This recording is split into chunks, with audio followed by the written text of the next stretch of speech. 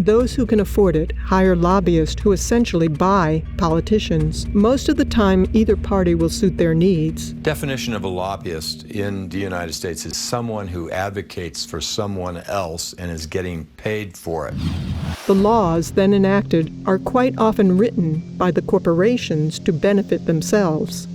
Professor Thurber sees an underground explosion in lobbying and estimates the industry actually brings in more than $9 billion a year, exceeded only by tourism and government. The reason that we aren't changing things right now is the banks have lobbyists in Washington in numbers I've never seen. Lobbyists are strictly there to buy access. They are not there to enhance the democratic process. Families and working people just don't have that kind of representation, power, or influence to look after their needs.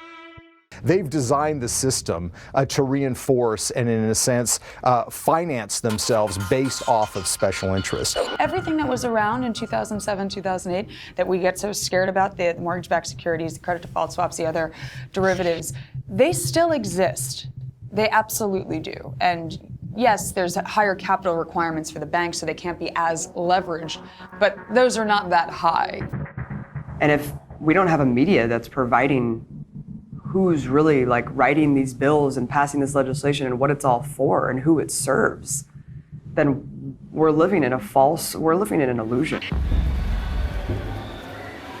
Well, I think that generally the laws in this country are written by the wealthy and the powerful, because I think by definition that's who controls the legislatures and the commanding heights of the power system in this country. And that's a scary reality, because you can pay your way into having laws implemented that serve you and your corporation as you would like them to serve. The complete impunity that corporations have to operate unabated and pollute the entire planet. A major spill of toxic coal ash is raising questions again about the safety of water and the government regulators overseeing industry. There's zero accountability, other than a slap on the wrist of a couple fines here and then. Slave labor to the exploitation of resources on the planet. The slap on the wrist of industries that pollute, cut corners, and violate policies will continue as long as it's profitable to do so. JP Morgan paid $13 billion in fines last year. If you have that much money in order to just pay fines, and they put away $19 billion for paying fines. JP Morgan is paying $410 million to settle charges with the government, but JP Morgan is not admitting any wrongdoing. Goldman Sachs settled early on in this case for $550 million without admitting wrongdoing. UBS has agreed to pay about $50 million. Under the terms of the settlement, UBS did not admit any wrongdoing. Well, I think that people commit the crimes that they're in a social position to commit. I think it was Bertolt Brecht that asked, which is a greater crime, to rob a bank or to own one? And I think as we've seen from everything from the savings and loan scandals to the Wall Street meltdown, that all too often the owners of the banks are frequently looting the institutions that employ them. They commit all manner of illegal acts, and yet they're very rarely prosecuted for them.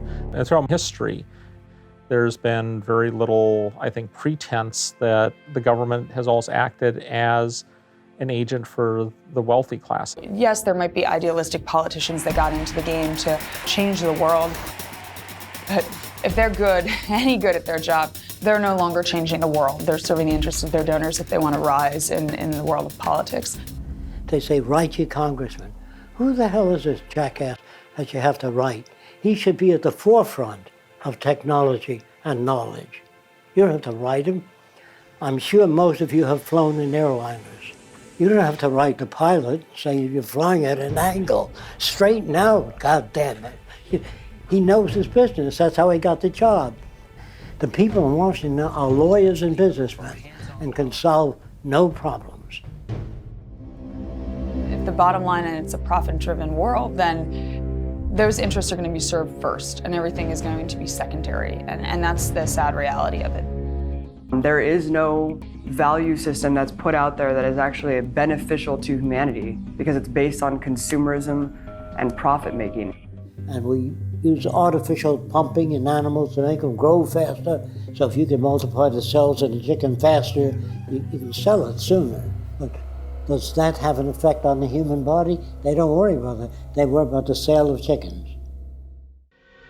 Wealth is going to the rich faster than any other time in history. The success of the industrialized world has been dependent on the failure and the lack of development of the developing world.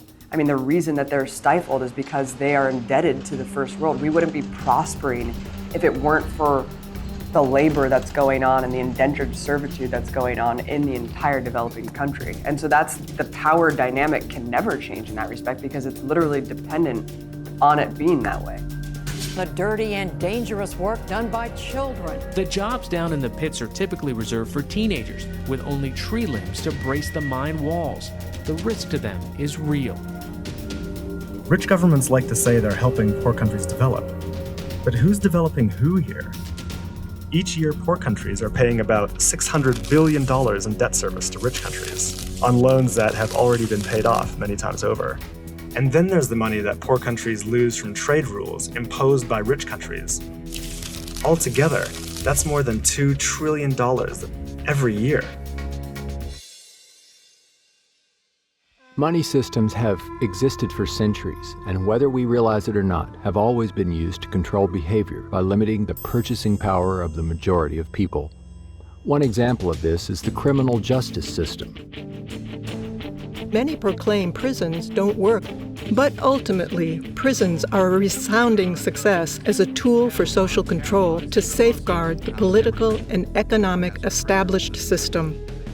If you hire people whose only expertise is caging people to try to fix social problems, you're not going to get a very good solution. But I think that they're very good at caging people, and I think that's why mass incarceration has been a huge success for the ruling class in this country.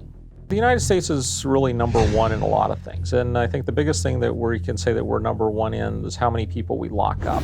And the United States has roughly 5% of the world's population, but we've got 25% of the world's prisoners. China has 4 times as many people as the United States does and half as many prisoners. The United States has more prisoners than the Soviet Union did at the height of the purges and the collectivization in the 1930s and the infamous Soviet Gulag.